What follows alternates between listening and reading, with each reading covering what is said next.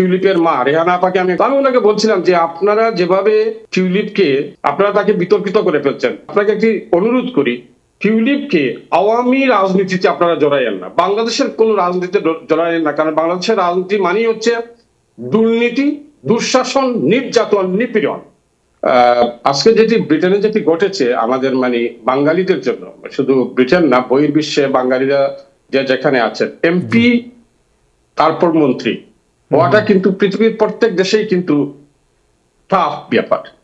এবং টিউলিপ যিনি রেহানা আপার মেয়ে যেটি করেছেন, তিনি যে বয়সে, আমি আজকে একটা লেখা লিখেছিলাম যে বয়সে তিনি কাউন্সিলর হয়েছিলেন, তার একটি ব্রাইট ফিউচার হাতছানি দিয়ে রাখছিল তাকে। কিন্তু আমার বয়স ছিল এই জায়গায়, আমি 2016-এ আজকে যে কলামটা লিখেছি, আমি 2016-এ আমি টিউলিপের মা রেহানা আপাকে আমি বিমানে পেয়েছিলাম বাংলাদেশে যাওয়ার সময়। তো আমি ওনাকে বলছিলাম যে আপনারা যেভাবে টিউলিপকে গড়ে তুলতে চাচ্ছেন, আপনাদেরকে বুঝতে হবে কিন্তু ব্রিটিশ পলিটিক্স আর বাংলাদেশি পলিটিক্সের মধ্যে পার্থক্য আছে। আপনারা তাকে বিতর্কিত করে ফেলছেন।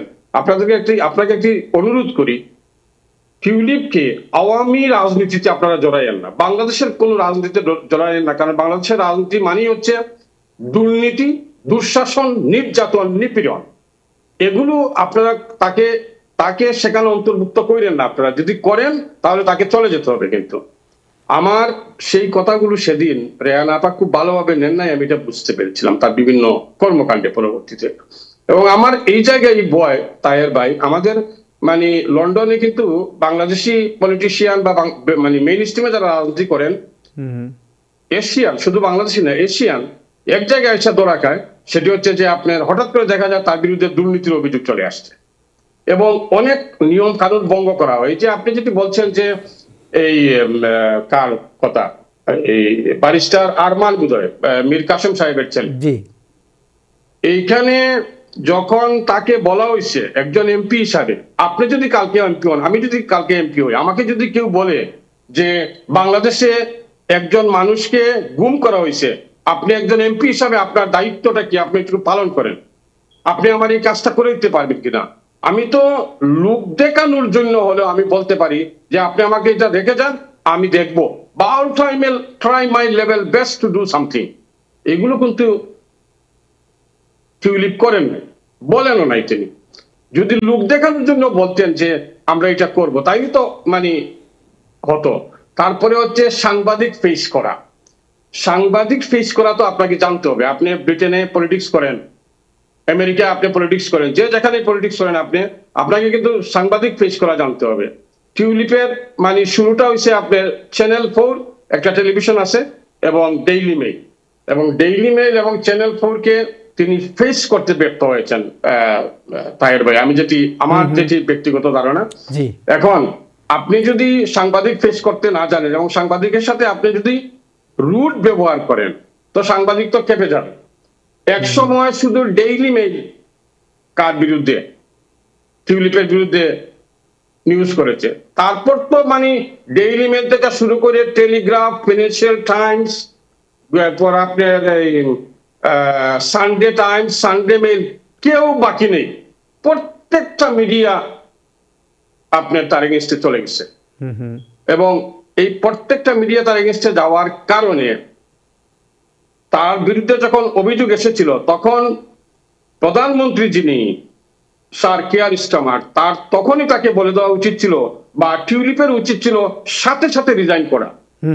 এখন তিনি যখন যে সময় এসে রিজাইন করেছেন, এখন গতকালকে পরশু দিনের আপনি পত্রিকা আমি দেখেছি, টাইমস বলা শুরু করেছিল যে এখানে স্যার কেয়ার স্টারমারের কি ইন্টারেস্ট আছে।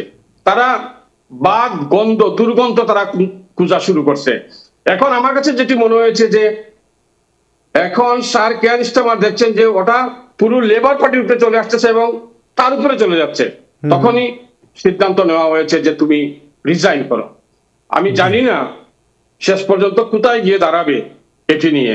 এটি হয়তো লেবার পার্টি গভর্নমেন্টকে বিরাট প্রশ্নের সম্মুখীন করে দিতে পারে। ওকে, সো আপনাকে মাঝখানে একটা প্রশ্ন করি, আপনাদের যারাই আছেন, আপনারা যুক্ত হয়েছেন লন্ডন থেকে। সো যখন ধরুন একজনের সার্টিফিকেট পেয়ে গেছেন তিনি অলরেডি, যে তার কোনো দোষ তারা দেখতে পান নাই, তিনি আবার তার জন্য দরজা খোলা আছে, কিন্তু আমরা দেখতে পেয়েছি রাশিয়ার আপনার তিনি গিয়েছেন তার খালার সাথে, তারপরে তার অ্যাপার্টমেন্ট প্রবলেম, তারপরে ব্যাংকে বাংলাদেশের ইনভেস্টিগেশন হচ্ছে, অনেক কিছু জড়িয়ে গেছে এর সাথে। Is it over or it's just beginning? আমি তাহের ভাই, আমি